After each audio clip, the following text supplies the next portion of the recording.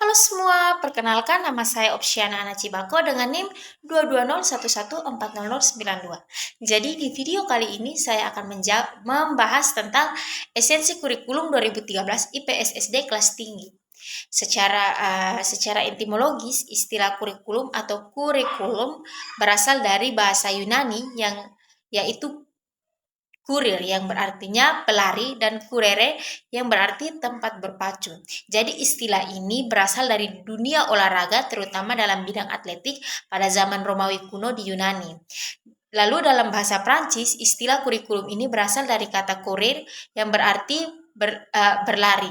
Jadi kurikulum berarti suatu jarak yang harus ditempuh oleh seorang pelari dari garis finish untuk memperoleh medali atau penghargaan.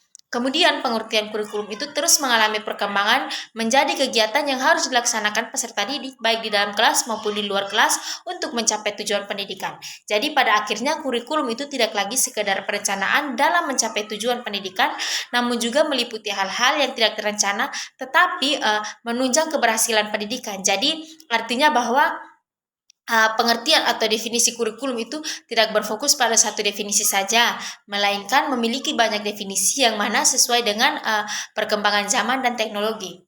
Lalu yang berikut mengenai kurikulum 2013.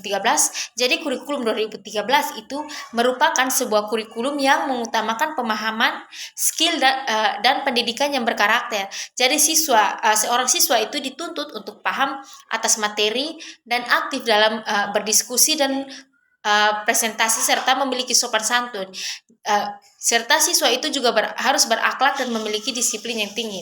Jadi dalam kurikulum 2013 ini mata pelajaran itu wajib diikuti oleh seluruh peserta didik dari seluruh jenjang pendidikan.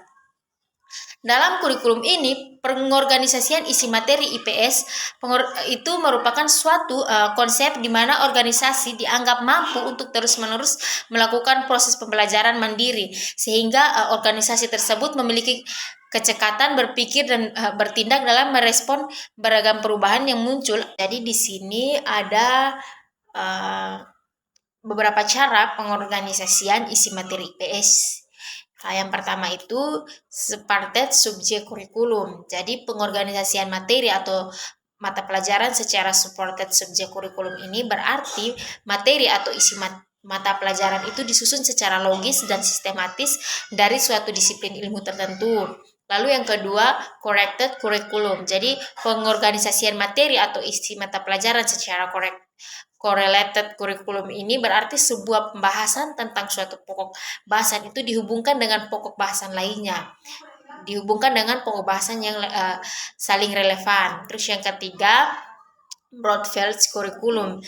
Jadi pada pengorganisasian ini materi atau isi mata pelajaran itu disusun secara kombinasi dari berbagai disiplin ilmu tertentu yang biasanya disajikan secara mandiri pada kedua jenis pengorganisasian isi mata pelajaran sebelumnya.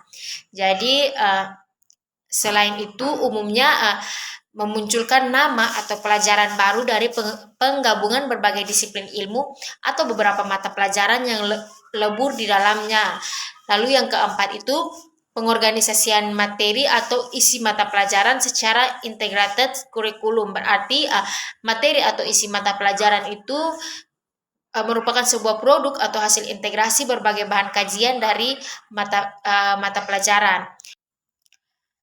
Selanjutnya tujuan ilmu pengetahuan bagi peserta didik. Jadi, ilmu pengetahuan sosial itu bertujuan untuk mengembangkan sikap belajar yang baik. Artinya, dengan belajar ilmu pengetahuan sosial ini, anak itu memiliki kemampuan untuk menyelidiki dan menemukan ide-ide, konsep-konsep baru, sehingga mereka mampu melakukan perspektif untuk masa yang akan datang. Nah, yang terakhir itu karakteristik peristiwa fakta, konsep, dan generalisasi.